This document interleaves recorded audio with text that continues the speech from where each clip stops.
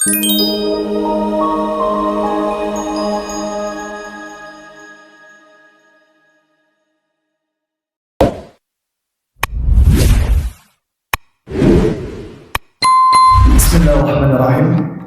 Assalamualaikum warahmatullahi wabarakatuh.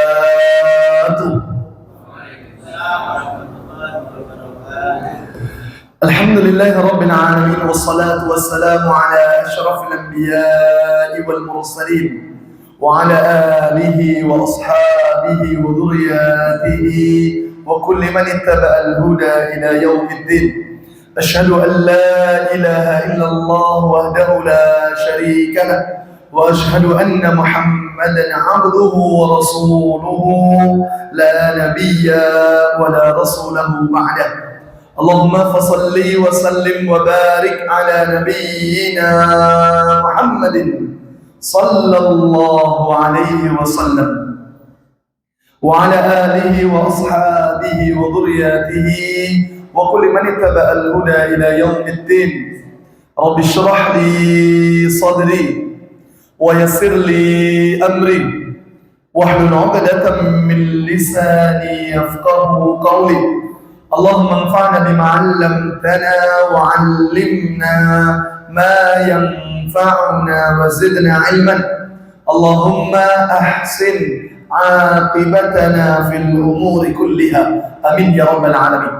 Segenap hadirin hadirat, jamaah mukminin mukminat, majelis ta'lim rutin Masjid As-Sabah yang sedoyonipun mugi-mugi tansah pinaringan barakah saha rahmatipun Allah Subhanahu wa taala. Sehat sedoyo Bapak Ibu? Alhamdulillah. Bersyukur kita kepada Allah pada kesempatan yang mulia ini. Alhamdulillah kita dikumpulkan oleh Allah dalam lapis-lapis keberkahan. Barakah yang pertama tentunya Allah hadirkan kaula panjenengan sami di majelis ilmu yang mulia. Mudah-mudahan supados Kanjeng Nabi ingkang ngendika di dalam riwayat Imam At-Tirmidzi, "Idza marartum bi riyadil jannah." Sinten mawon ngendikanipun Kanjeng Nabi yang melewati taman di antara taman-taman surga. Nabi ngendika, "Farta'u," maka singgahlah sejenak. Para sahabat ngendika, "Ya Rasulullah, wa ma riyadul jannah?" Apa taman surga yang engkau maksud ya Rasulullah? Jawaban Kanjeng Nabi Muhammad sallallahu alaihi wasallam, "Hilaqud dzikr," sedaya majelis, setiap perkumpulan-perkumpulan yang ketika kita duduk di dalamnya eling melih kepada Allah supados perkumpulan kita hari ini. Kita hari ini bermajelis ilmu thalabul ilmi. Mudah-mudahan seperti Kanjeng Nabi ngendika, hari ini duduk di majelis ilmunya terlebih dahulu. Kita duduk di taman-taman surganya, sanes wedal lain waktu kesempatan kita ketemu kembali seperti ini di surganya Allah Subhanahu wa taala. Amin ya rabbal alamin. Barakah yang kedua, Bapak Ibu, hari ini alhamdulillah kalau panjenengan sami tasih diparingaken wekdal waktu oleh Allah bersua bertemu dengan di antara Syahrul Hurum, bulan napa niki Bapak Ibu? Rajab. Ampun ngendika Januari gitu ya. Lomba tentang Januari gitu ya. Dalam Islam kita satu punya kaidah di antara bulan-bulan, dan hari ini kita dipertemukan dengan bulan Rajab. Alhamdulillah, berarti sebulan sisa beberapa hari di Rajab ini, insya Allah kita akan ketemu bulan Ramadan, gitu ya. Nggih, terus Pak, Sya'ban besok tinggal beberapa hari, tapi satu bulan lebih beberapa hari kita akan ketemu bulan Ramadan, gitu. Kebiasaan para salafun al-ummah kalau sudah masuk bulan Rajab mereka akan banyak-banyak doa sama Allah. Bukan hanya di majelis ilmu, tapi harusnya sepanjang hari-hari Rajab kita. Moga sareng-sareng doa rumiyin. Allahumma barik lana. Kalau mireng kalimat barik lana ampun gambarannya ajeng dahar mawon nggih. Ini bukan ajeng dahar gitu ya. Sepindah melih kita lanjutkan doa kita. Allahumma barik lana fi Rajab wa Sya'ban wa ballighna Ramadan. Amin ya rabbal alamin. Bapak Ibu, supados ingkang kawula panjenengan sami sampun donga, kita pertama minta barokah kepada Allah di bulan apa niki? Rajab. Nek cara Jawane biasanya diganti Rajab. Ngoten nggih, Pak nggih. Masyaallah. Kalau kalimatnya para ulama seperti yang disebutkan oleh Imam Abu Bakar Al-Balkhi yang dinukil oleh Imam Ibn Rajab Al-Hambal dalam kitab beliau Lataiful Ma'arif, beliau mengatakan Rajab syahruz zar'i. Rajab niku wayahe kula panjenengan sami nandur Bapak Ibu. Makanya sering para asatid, para alim, para ulama kalau nasihati kita yang sedang meniti jalan kebaikan, selalu para alim, para ulama menasihati kita dengan kalimat man yazra yahsud, sinten sing nandur bakal ngunduh, kan gitu ya. Makanya kalau kita pengen sukses Ramadan itu tidak bisa ujuk-ujuk. Ramadan itu harus dipemanasi rumiyin, harus dipersiapkan terlebih dahulu. Kalau kalimatnya ulama, tentunya dimulai sejak bulan apa ini? Rajab. Kersane mengke Ramadan kita sampun terbiasa dengan amal kebaikan. Kados kula panjenengan nek dereng pernah nate olahraga gitu. Tiba-tiba diajak rencang langsung jogging 10 kilo. Pernah nate, Pak? Nek dereng belas, kula mboten sarankan, Pak. Insyaallah tetap jenengan merentel sedanten iku. Ndak baik gitu ya. Kaget itu nanti. Sama, makanya ini menjadi kaidah. Bahkan Imam Ibn Rajab mengatakan, Rajab miftah ashhuril khair. Rajab itu termasuk kuncinya Ramadan yang segala kebaikan nanti dikumpulkan. Makanya orang kalau pengen sukses Ramadan, monggo saran-saran diwiwiti, ditandur semua kesainan. Tidak bisa ujuk-ujuk, Pak. Ramadan itu suci, leres bulannya. Setan-setan dibelenggu, surga dibuka, neraka pintunya ditutup. Itu artinya segala kebaikan dimudahkan untuk kita. Tapi kalau tangan sing maksiat ketemu Ramadan, enten apa badan? Kadah, gitu ya, Pak ya. Kalau cara Jawa ini biasanya tiang ngendikan ngeten. Betul, kalau setan yang biasa yuwaswisu fi sudurin nas, yang biasa kita ini dibisiki untuk melakukan kemaksiatan, khusus Ramadan memang dibelenggu oleh Allah. Tapi ingat, minal jinnati nas. Setan nek cara Jawa ini ndas ireng niku lho nggih. Niku jenengan wacake ayat kursi tetep menteles niku nggih. Mboten mlayu niku saestu. Makanya Bapak Ibu yang dimuliakan Allah, Ramadan perlu persiapan. Yang kedua, kemudian besok nggih leres yang beliau bilang tadi, bulan Sya'ban kita akan bersuara. Nek cara Jawa ini biasanya disebut napa? Ruah. Leres nggih. Ruah itu makanya enten Pak, dulu zaman kita ini kan kental sekali dengan adat kebiasaan masyarakat. Makanya para alim dulu itu memasukkan kebaikan kersane. Ini hikmah ini, Pak. Kenapa kok disebut ruah? Tapi sampai saat ini kata yang kalau masuk ruah mengke kuburan-kuburan rati rame, Pak ya. Nyadran, ruahan gitu ya. Itu kalau cara ulama riyin itu memasukkan satu kaidah kersane, Bapak Ibu, ketika kita ini hadir ke orang-orang kita yang sudah dipundhut oleh Allah, itu fungsinya dua. Saderenge mlebet Ramadan, satu ndongake sederek keluarga yang sudah meninggal. Fungsinya itu. Kalau tanglet ziarah makam itu boleh apa mboten? Sunnah. Nabi pun juga mengunjungi makam baqi. Mudah-mudahan kalau panjenengan sami saged tindak teng Masjidun Nabawi gitu. Mungkin mirsani langsung gitu di antara makam-makam yang pernah Nabi Sallallahu Alaihi Wasallam memiliki kebiasaan untuk hadir. Nabi juga sering ke makam syuhada Uhud untuk mendoakan mereka. Yang kedua, Bapak Ibu, fungsi ruah niku napa Bapak Ibu? Kan itu konot berasal dari kata al-arwah gitu ya. Ruh-ruh itu artinya pun yang kedua. Saat derenge mlebet Ramadan dibasuh hati kita kembali, eling mati zikrul maut saat dari Ramadan. Itu sebetulnya cuma tiang saat ini kata sing kebablasan, Mbak. Hadir ke makam boten ndongake, boten eling mati, ning malah njaluk donga kalau wong sing mati. Ngoten nggih. Nah, itu kebablasan. Baru Ramadan Sya'ban itu disebut syahrul saqi wayahe pengiran, yang terakhir yang ketiga Ramadan itu disebut oleh para ulama seperti di dalam kitab Lataiful Ma'arif yang tadi itu disebutkan sebagai syahrul hasad, bulan wayahe kula panjenengan sami memanen apa yang sudah kita tanam. Makanya Bapak Ibu, Ramadan iku mboten enten ujug-ujug nggih. Makanya kalau tanglet nih asobah kalau satu Ramadan bludak napa mboten nggih? Terawih dinten pertama sedaya masjid kula jamin insyaallah bludak nggih, barokah. Tapi ngapunten nggih, bahkan ada orang yang tidak pernah nongol ke masjid, tiba-tiba satu Ramadan mak jegagi enten nang masjid, enten mboten tiyang ngoten niku. Ampun jenengan tanglet tinggi, dengarin Pak D gitu ya. Ya insya Allah besok mboten balik gitu ya. Itu berarti kita sedang ngejek Bapak Ibu. Tolong dibersamai. Mudah-mudahan Allah istiqomahkan karena orang hijrah itu, orang meniti jalan kebaikan itu kalau mengambil kisah hijrahnya Nabi. Dulu ketika Nabi itu bakal hijrah ke Madinah, sampai iblis pun tidak ridho Bapak Ibu. Anda tahu, Syaitan min Najd, seorang orang tua yang ikut hadir dalam rapatnya Abu Jahal.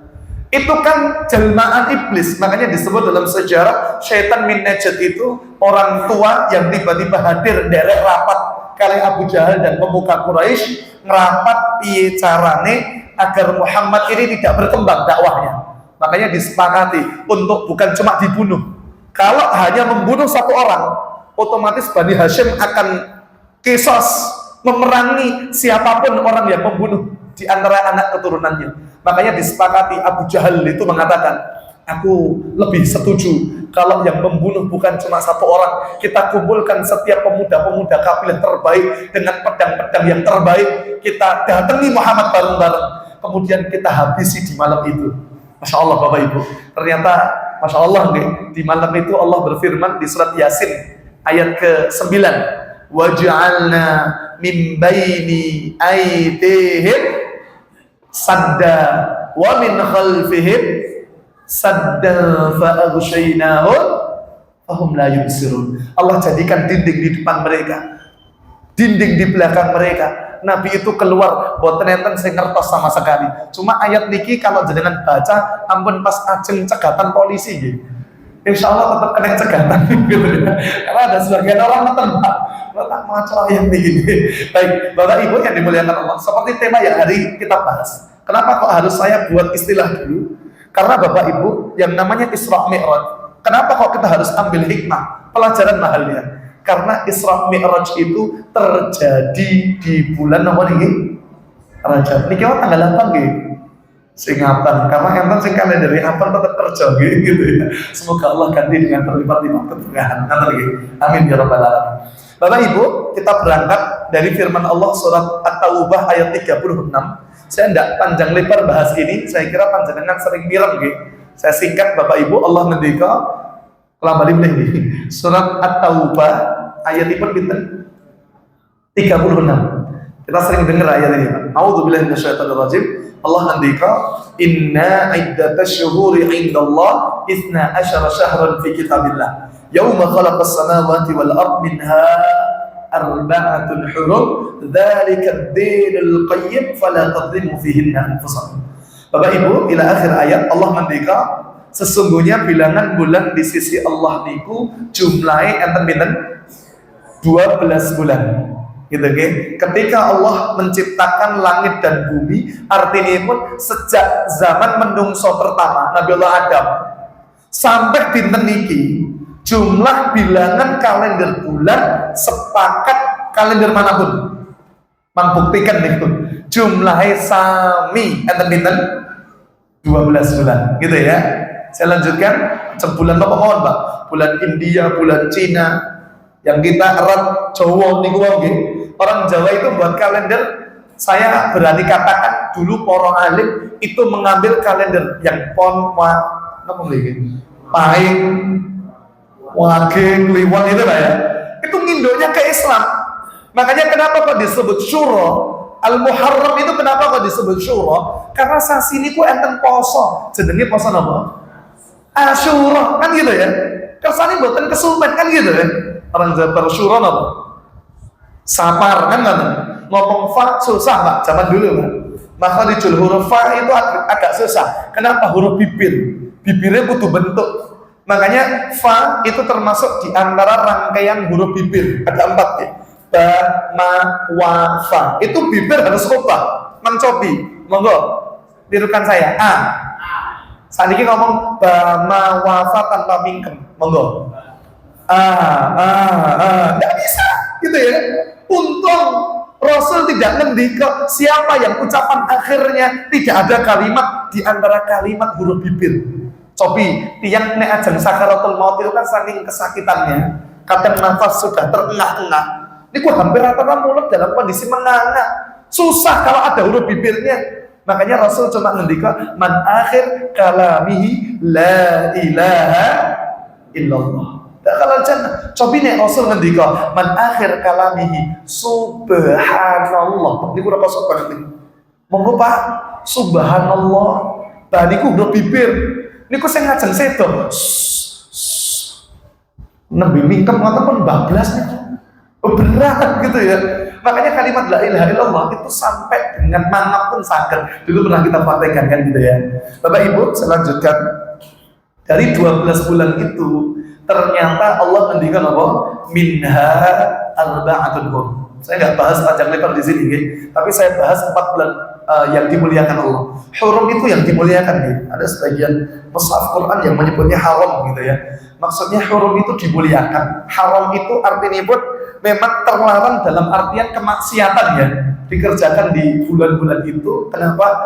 Karena kalau kemaksiatan dilakukan di antara 4 bulan yang mulia itu akan berlipat dosanya di sisi sinten Allah Subhanahu wa taala. Bapak Ibu, saya singkat, Nabi ngendika dalam Bukhari Muslim, kata Nabi, "Thalathun mutawaliyat", yang 3 berurutan. Sasi 11 nomor itu. Dzul Qa'dah 3 berurutan. Dzul Qa'dah apa? Dzul Hijjah yang pertama nomor ini. Muharram alias Syura niku Bapak gitu ya. Bapak Ibu yang dimuliakan Allah, yang satu itu terpisah. Nabi ngendika, makanya hadis itu fungsinya salah satunya disebut dalam ulumul hadis dengan sebutan bayanut tafsir. Fungsi hadis niku adalah sebagai bayan, penjelas secara rinci keterangan dalam Quran. Makanya nek enten orang kok ngendika ingkarus sunnah, pernah dengar ya? Organisasi sesat yang disesatkan tentunya oleh Majelis Ulama Indonesia.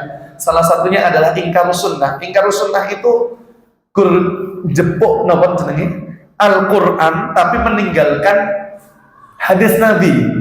Kinten-kinten nek tiyang ngoten niku saged salat apa mboten? Mboten mungkin gitu ya. Loh kenapa?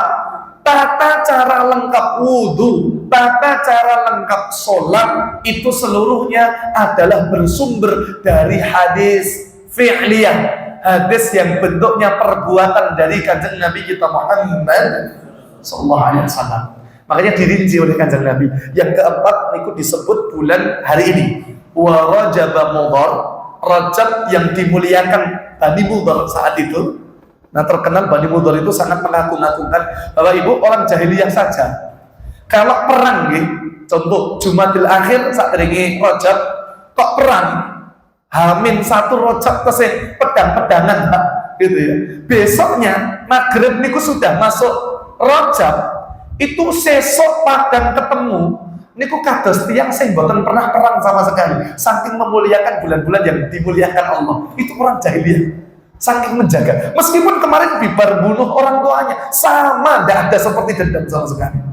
Masya Allah. Makanya Bapak Ibu, ini menjadi hikmah yang pertama. Kenapa Allah jadikan 3 bulan ini mulia?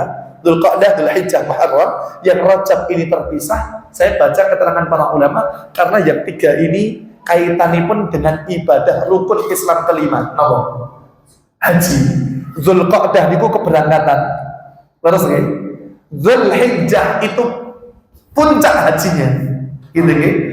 Muharram itu sebagian jamaah haji masih ada yang nembe pulang dari hajian yang dia lakukan.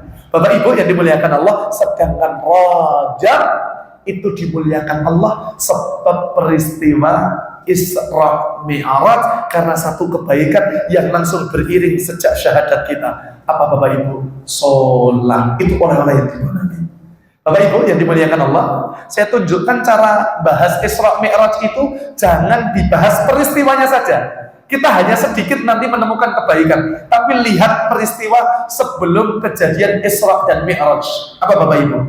Dua peristiwa baru kemarin itu beberapa waktu yang lalu saya kaji lebih dalam beberapa kitab sejarah, terutama yang saya ulang detail itu di kitab Nurul Yakin. Bapak Ibu kalau pengen baca sejarah, saya sarankan buku bagus Pak.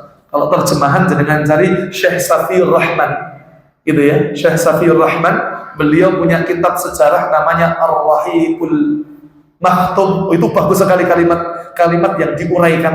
Bahkan kalau jenengan baca dan nikmati bacaan itu tengah malam, misalnya bojo kali anaknya pun film ngoten gini, jenengan baca itu, masya Allah.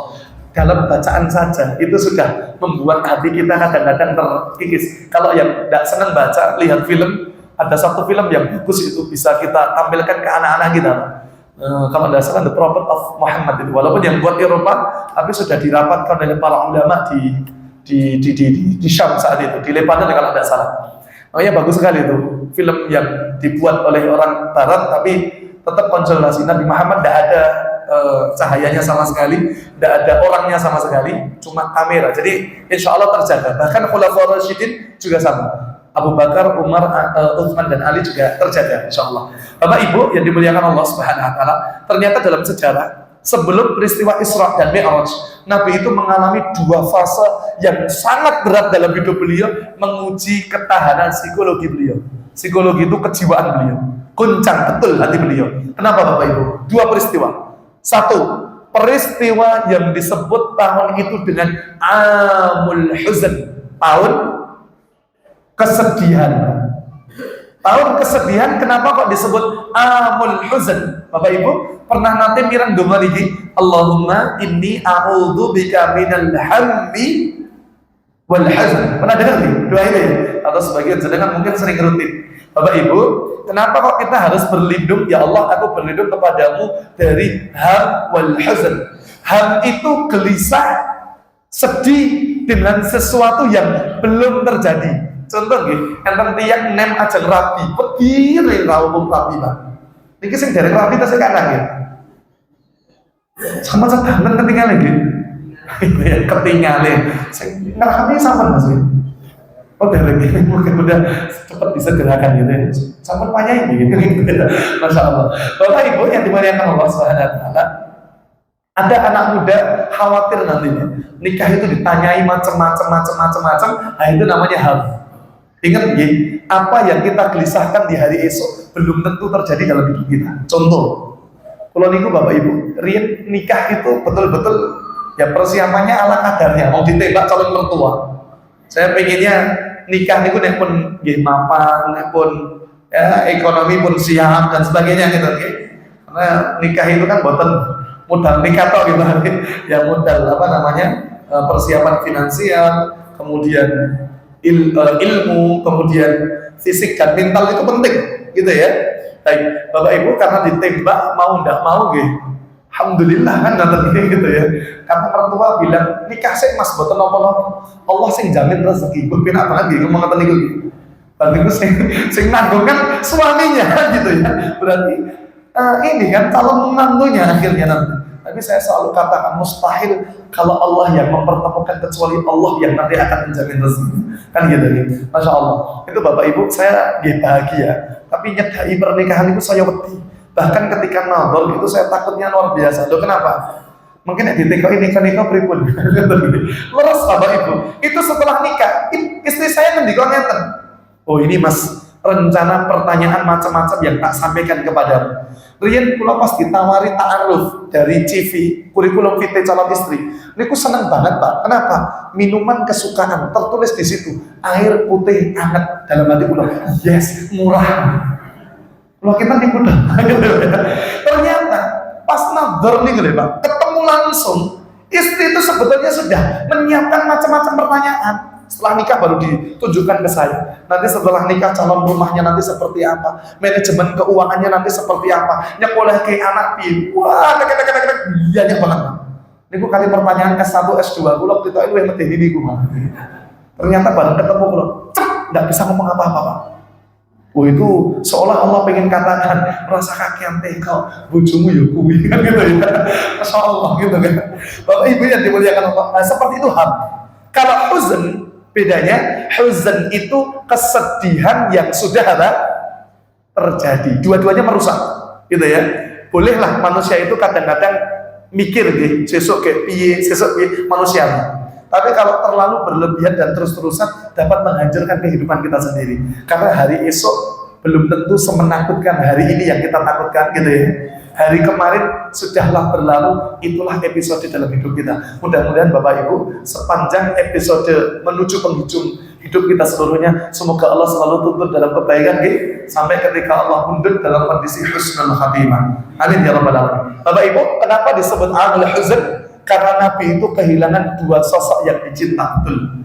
Kenapa? Sebabnya 3 tahun beruntun Nabi dengan Bani Hashim tentunya. Keluarga Nabi dari Bani Hashim itu di napa nggih Pak nggih? Cara niki Bani Hashim di blokade. Cara mriki napa nggih? Blokade niku ya di boikot gitu lah Pak ya. Diisolasi. Waktu itu Mekah termasuk puncaknya perdagangan. Tapi Bani Hashim tidak boleh dagang, tidak boleh jual, tidak boleh beli. Anda bayangkan mereka hanya bertahan dengan apa yang mereka miliki. Masya Allah. Makanya Bapak Ibu yang dimuliakan Allah, 3 tahun beruntun itu banyak orang kelaparan, banyak orang susah-susah betul, yang meluk Islam tentunya. Banyak orang yang mati kelaparan, bahkan termasuk diantaranya 2 keluarga Nabi yang meninggal di tahun ketiga setelah 3 tahun beruntun itu karena sakit-sakitan. Yang pertama adalah ibunda sinten Khadijah. Wah itu istri tidak ada duanya itu Pak. Masya Allah, istri yang jadi pertama dan tidak pernah diduakan sama sekali oleh Rasulullah. Bapak Ibu, zaman ini enten HP nama boten? Boten gini. Ibunda Aisyah, istri yang paling muda, Bapak Ibu. Itu namanya istri paling muda kan, sayangnya kali Nabi SAW tentu menggebu-gebu luar biasa Pak. Dan ingat ya, Ibunda Aisyah itu dipanggil Nabi biasanya dengan kalimat kunyahnya Humairah. Ini panggilan sayang Nabi dengan istrinya. Para bapak penting Pak, jenengan manggil bojone jenengan dengan panggilan sayang itu penting Pak.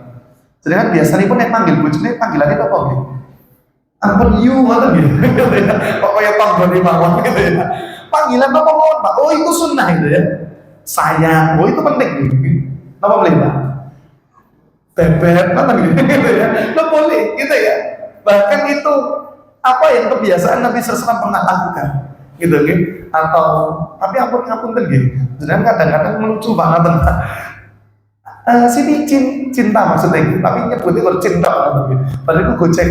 Lanjut kan jadi niku. Pripun cindil mah tadi anak tikus niku. Bojone kena ngesul nek ngoten niku nggih.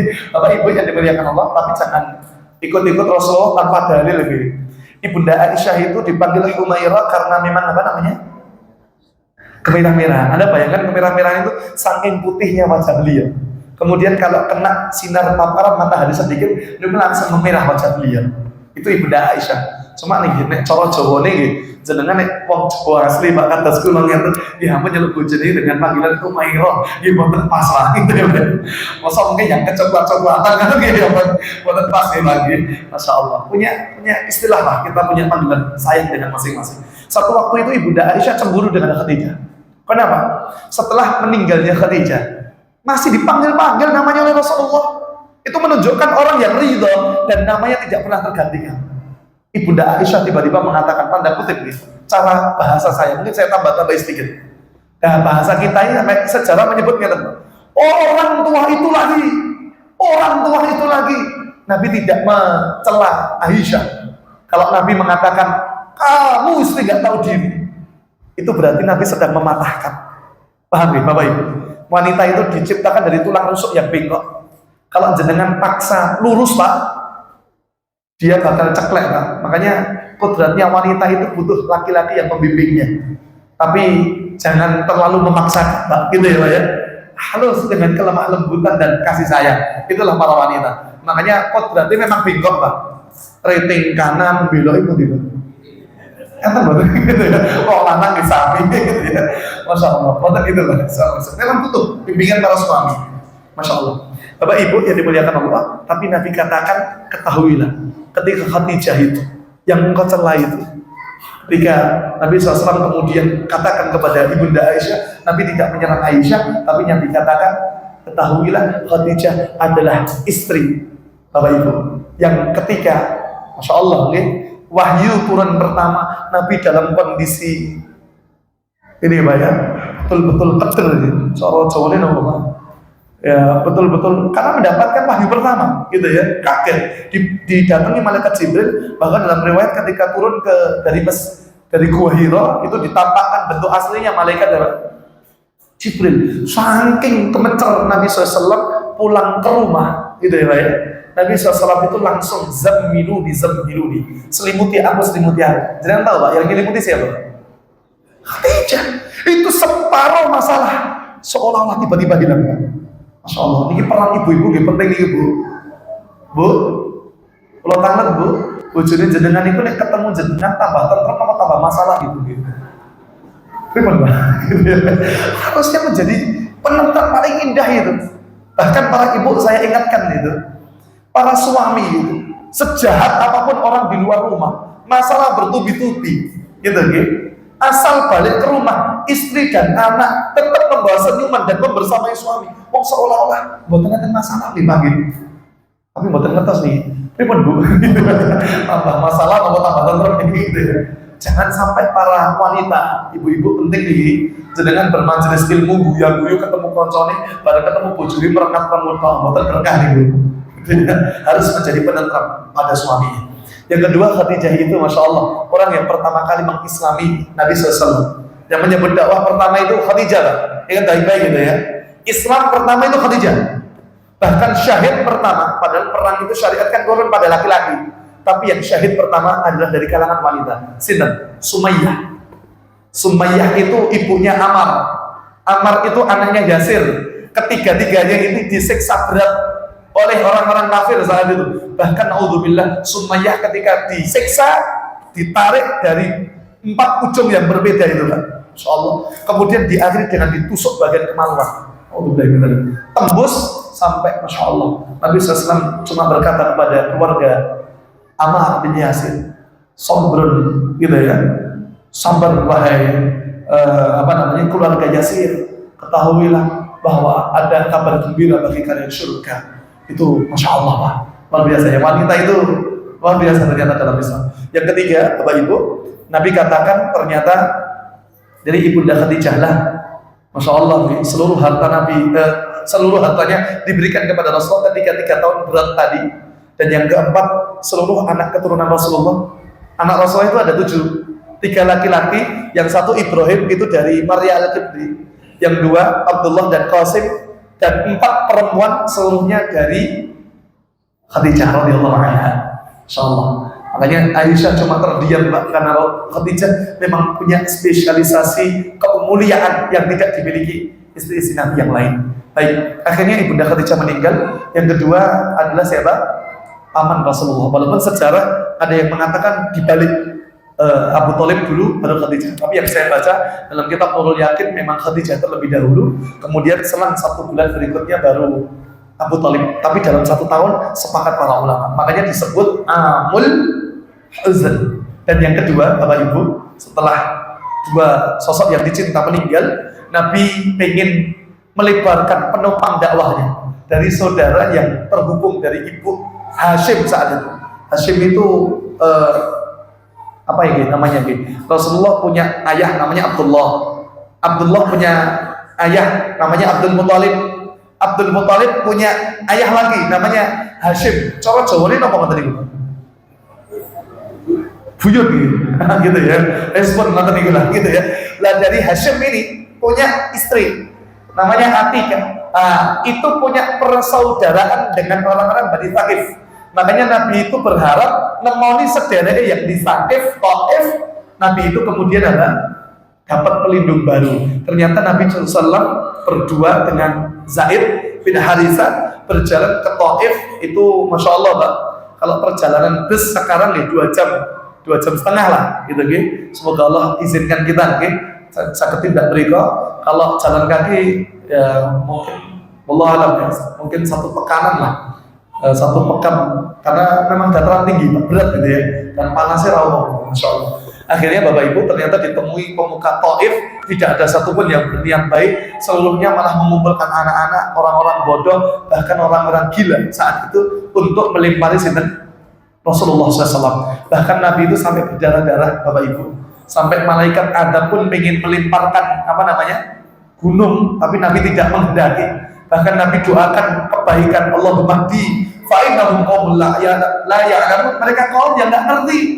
Akhirnya dari peristiwa 2 hal ini baru Allah hibur nabinya dengan peristiwa Isra Mi'raj. Lanjut di ayat pertama surat Al-Isra Bapak Ibu. Subhanalladzi asra bi'abdihi lailan minal masjidil haram ilal masjidil aqsa. Bapak Ibu, namanya peristiwa Isra Mi'raj itu ada 2 peristiwa. Isra itu adalah kalimat yang Allah buka dengan kalimat pertama Subhana, Maha Suci. Sinten? Allah sampaikan kalimat itu dengan kalimat Subhana, menunjukkan tasbih kan gitu ya. Maha Suci itu karena setelah itu ada kabar yang kalau dipikir dari sisi akal tidak tekan, Pak. Kenapa? Allah perjalankan nabinya dari Masjidil Haram Mekah ke Masjidil Aqsa mana? Palestina. Itu jarak tempuh mufassir menyebutkan 1.500 km. Kalau pakai kuda atau unta, tunggangan terbaik saat itu untuk perjalanan jauh, itu kurang lebih paling cepat 30 sampai 40 hari. Tidak nyanda kalau cuma semalam. Karena peristiwa Isra Mi'raj itu bukan sehari, tapi cuma semalam. Lailan minal masjidil haram ilal masjidil aqsa, dari Masjidil Haram yang di Mekah sampai Masjidil Aqsa. Kenapa kok boten Masjidil Haram ke Masjid As-Soba? Karena Masjid As-Soba zaman itu gitu ya. Yang kedua, kenapa para ulama menyebut Mekah dan Aqsa saat itu belum dimerdekakan? Dua-duanya tahun ke-10 kenabian. Jadi Nabi itu Isra Mi'raj 3 tahun sebelum Nabi hijrah. Itu adalah 2 tempat yang dua-duanya Allah akan gambarkan kelak, wahai Rasul, ini PR-mu, nanti kau harus bebaskan. Masya Allah, dari kegelisahan itu Bapak Ibu, Allah berikan masalah, Allah naikkan derajat Nabi tahun ke-7 Hijriah. Jadi 10 tahun Bapak Ibu. Masya Allah, ada peristiwa Fathu Mekah. Berarti Mekah jatuh kembali ke tangan siapa? Kaum muslimin. Anda tahu Al-Aqsa jatuh di tangan kaum muslimin di masa siapa? Murid terbaik Nabi, zaman Khalifah Umar bin Khattab, itu jatuh. Makanya Bapak Ibu, kegelisahan itu luar biasa kalau sudah ditanamkan. Bukan gelisah yang negatif nih.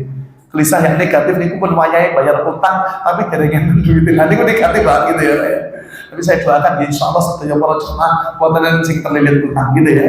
Monggo tirukan doa dari saya. Allahumma ikfina bihalalika an haramika.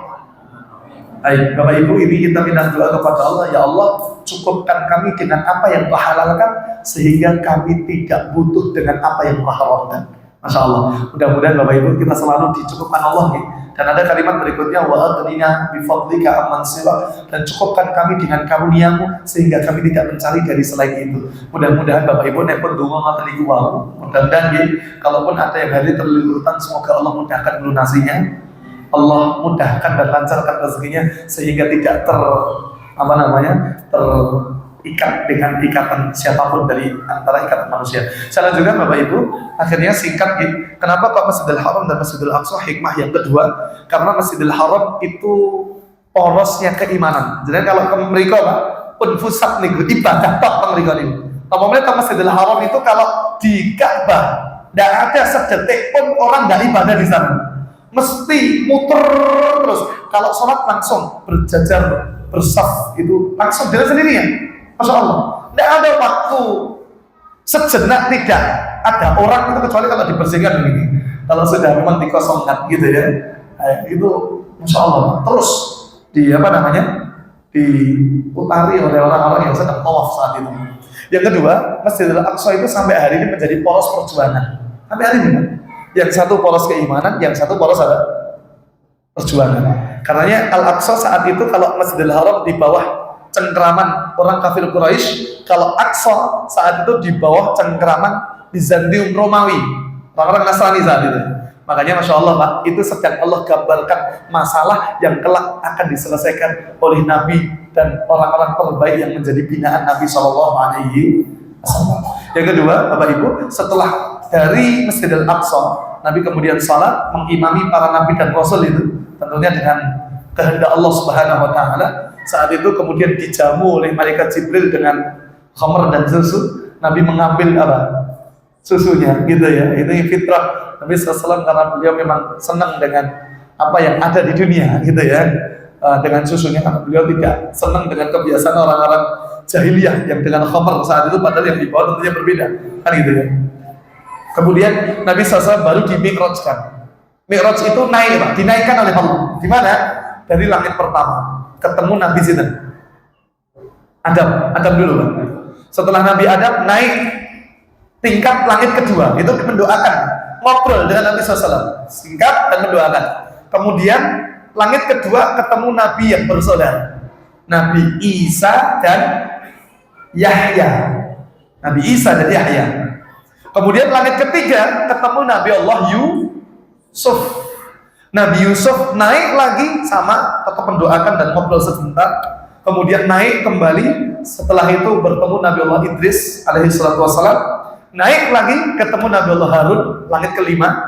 Langit keenam ketemu Nabi Musa. Nah ini nanti banyak ngobrol Nabi Musa dengan Nabi Muhammad. Naik lagi ketemu Nabi Allah Ibrahim di langit ketujuh yang bersandar di Baitul Ma'mur, tempat ibadahnya para malaikat. Masya Allah, alaihi salatu wassalam. Masya Allah. Kemudian baru naik ke Sidratul Muntaha, yang saya mengambil pendapatnya Ibunda Aisyah, yang memang Nabi SAW tidak berjumpa menatap langsung Allah Subhanahu Wa Taala, karena Allah itu nurun ala nur. Bapak Ibu ingat, nikmatnya masuk surga itu bukan pas ketemu masuk di dalam surganya, enggak. Quran menyebut kalla bal tuhibbunal ajila wa tadrunal akhirah wujuhun yawma idzin nadhirah. Mereka berbahagia. Siapa? Orang-orang yang masuk ke dalam surganya Allah. Kenapa? Ila rabbiha nadhirah. Karena memandang Rabb mereka, sinten? Allah Subhanahu wa Ta'ala. Jadi nikmat masuk surga itu bukan pas masuk aja, Pak, tapi ketika kita bertemu zat Rabb yang tidak pernah mengecewakan hidup kita sama sekali, padahal kita sering mengecewakan Allah Subhanahu wa Ta'ala. Masya Allah. Akhirnya Bapak Ibu, ketika naik ke Sidratul Muntaha itu, Allah Subhanahu wa Ta'ala disambut dengan ucapan Nabi dengan kalimat apa? At-tahiyyatu lillah. Atau Bapak-bapak, ibu-ibu mungkin ada yang mengucapkan dengan riwayat yang berbeda, at-tahiyyatul mubarakatus, sama nih. Yang jelas itu adalah kalimat at-tahiyyah, segala penghormatan ya Allah, wassalawatu watthayyibah, segala kalimat salawat dan kalimat kebaikan lillah, hanya untukmu ya Allah. Allah jawab, assalamu alaika, wahai keselamatan untukmu nabiku ayyuhan nabi, wa rahmatullah wabarakatuh, dan rahmatku, barakahku tercurah padamu. Wah, sampun nih, sudah mulai bagaimana gitu ya.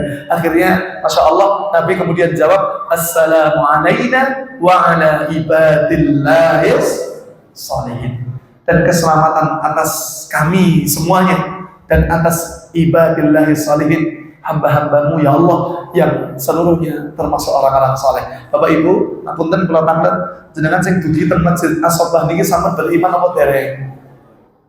Kula tanglet pertanyaan berikutnya, pilih pengawasan teng mriki napa pilih film teng dalem?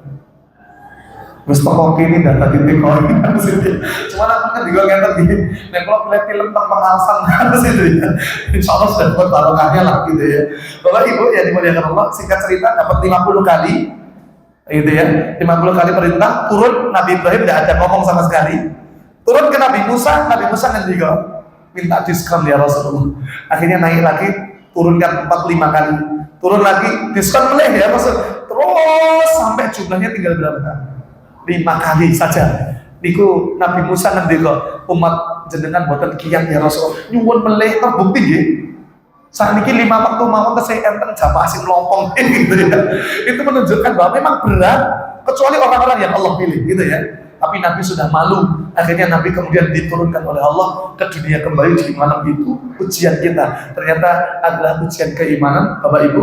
Ternyata Allah tunjukkan satu peristiwa mukjizat Nabi SAW ketika Isra Mi'raj, dan itu menunjukkan bahwa ini ujian iman. Kalau ditakar dalam takaran ilmu, tidak nyandak nih gitu ya. Tapi ini kita sebagai orang beriman, apapun kabar yang Allah dan Rasulnya dalam sahih yang disampaikan kepada kita, maka tugas kita sami'na wa ata'na. Hikmah yang terakhir Bapak Ibu, kenapa kok oleh-oleh yang dibawa Nabi adalah sholat?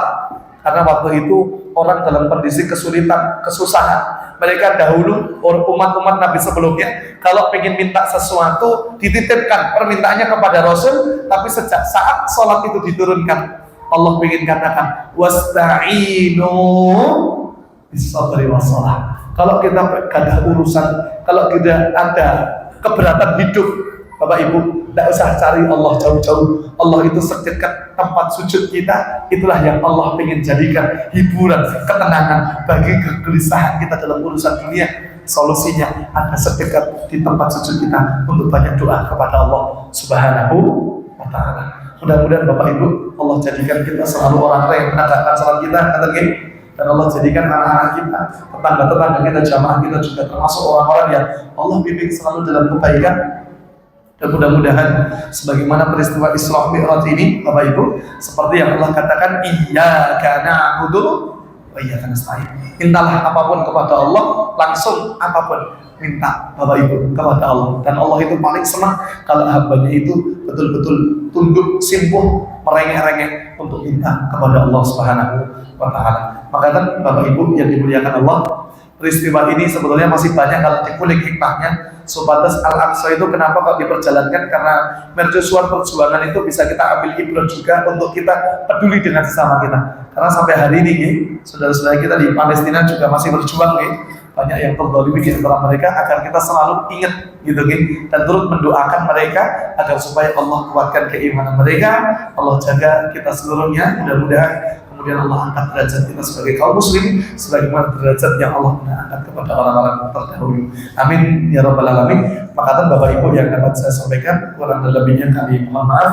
Kita tutup majelis yang mulia pada kesempatan hari ini dengan bacaan hamdalah kafaratul majelis bersama. Alhamdulillahirabbil alamin.